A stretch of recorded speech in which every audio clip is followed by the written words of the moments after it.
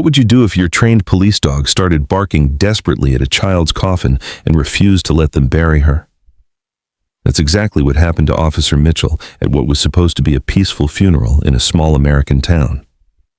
But what Ranger found inside that coffin wasn't death. It was something far more terrifying. This is the true story of a funeral that became a rescue mission, a police dog that trusted his instincts over human judgment, and a 7-year-old girl who was running out of time.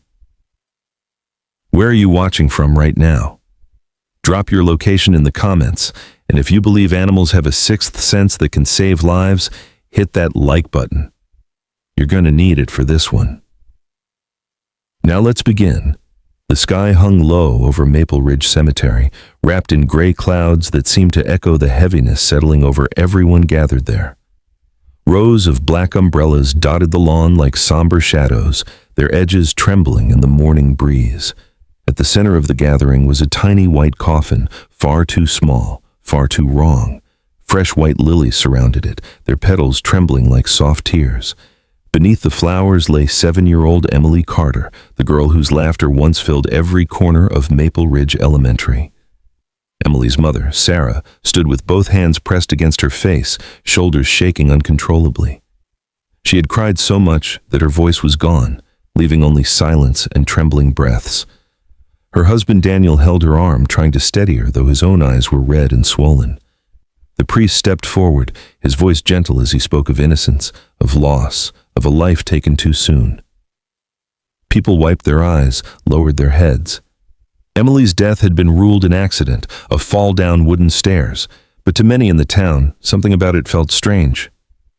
Then Officer Mitchell arrived, holding the leash of Ranger, a German shepherd who was Emily's favorite visitor at the police station. Her small hands had often been buried in his thick fur during school visits. Ranger walked beside Mitchell with slow, steady steps, his tail low, ears slightly forward. He moved with the calm confidence of a trained police dog, focused, disciplined, controlled.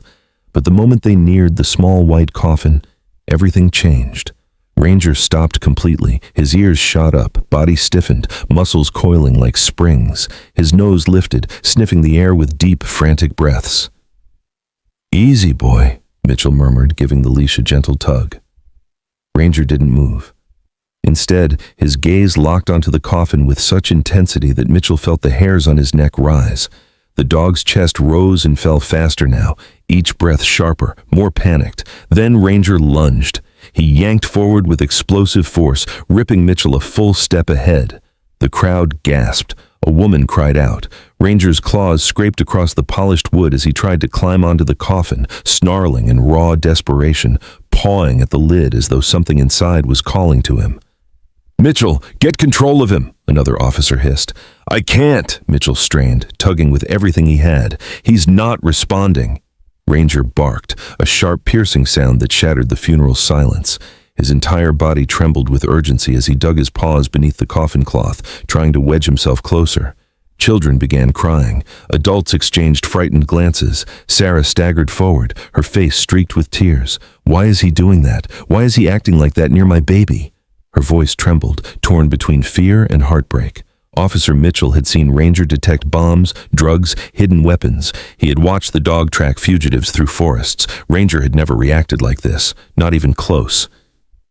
"Something's wrong," Mitchell muttered, feeling the leash vibrate with tension. As Mitchell tried to pull Ranger back, the dog let out a sound no one had ever heard from him. A deep, mournful howl filled with urgency and warning. While the crowd's attention locked onto Ranger's violent outburst, one man stood strangely still near the back.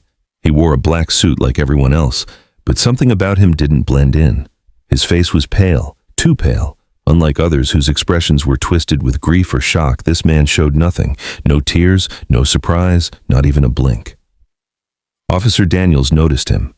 There was something unsettling about the man's stillness. His hands were clasped tightly, knuckles white, as if restraining himself from clenching fists. When Ranger barked again, the man stepped back. Just one step, but Daniel saw it. For the first time, the stranger's expression changed. Not sadness, but fear. Real, unmistakable fear. Mitchell had worked with Ranger for 5 years, long enough to know every signal. Ranger wasn't unpredictable or confused. He was alert, the same posture he took when detecting faint traces of human life.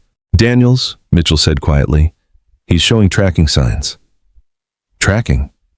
But there's no one to track. The child is—" "I know what it looks like," Mitchell cut in. "But I also know my dog." Ranger lifted his head, sniffing deeply around the coffin's base. His nose traced an invisible pattern only he could understand. Every few seconds he stopped, ears twitching, body trembling with urgency and frustration.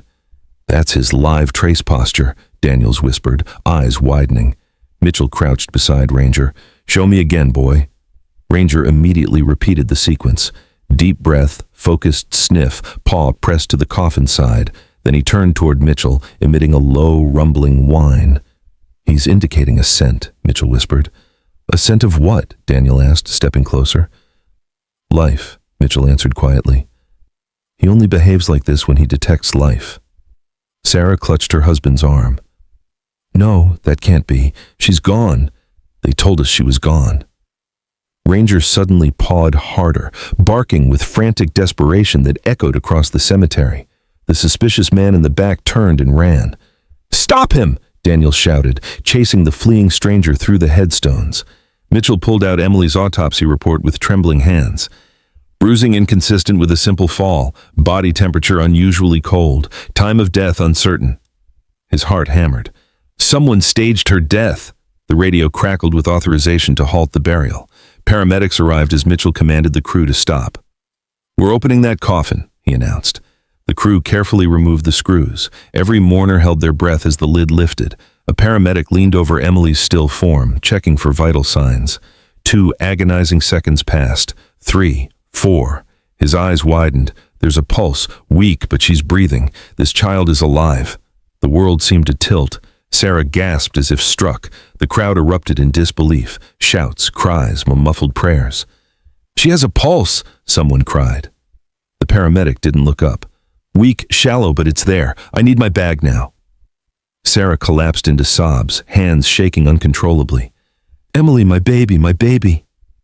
Daniel sank to the ground, choking on a sound between crying and laughing, something only a parent who just got their child back from death could make. In the woods, officers cornered Thomas Granger, Sarah's obsessive ex-boyfriend. He clutched a hunting knife, face twisted with rage. "She had to be gone," he screamed.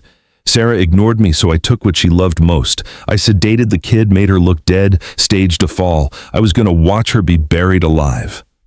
Ranger charged forward, knocking Granger off balance as officers arrested him. Hours later at the hospital, Emily slowly opened her eyes in the ICU. Her gaze drifted across the room until it found Ranger sitting faithfully by her bedside. "Ranger," she whispered, voice faint but real. "You found me?" The German shepherd gently rested his head on her bed, watching her with soft, adoring eyes. "My hero." Emily smiled weakly, placing her trembling hand on his head. Sarah kissed her daughter's forehead through tears of gratitude. "You're safe now because of him." Ranger's unshakable instincts saved Emily from being buried alive. One dog's refusal to give up became the difference between life and death. If this story gave you chills, smash that like button and subscribe to Fur and Feather Tales for more incredible rescue stories. Drop A for Ranger, A for Emily, and a if you believe animals are our guardian angels. Which part shocked you the most? Let me know in the comments below. Your support helps us share these amazing stories of courage and hope. Thank you for being part of our Fur and Feather Tales family.